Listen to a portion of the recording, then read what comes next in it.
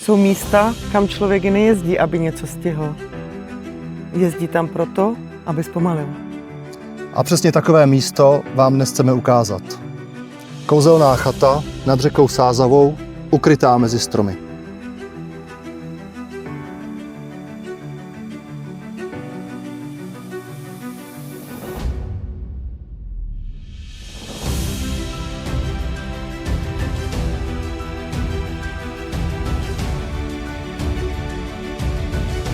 Tak se pojďte podívat.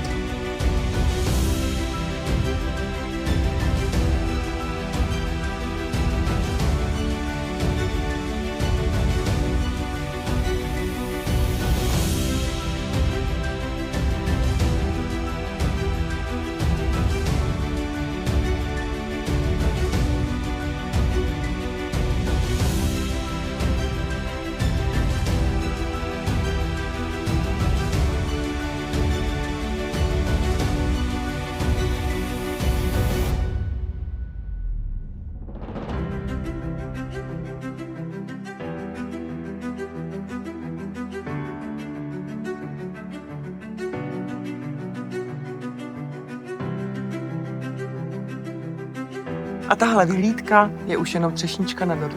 A naživo je to ještě hezčí. Přijďte se podívat.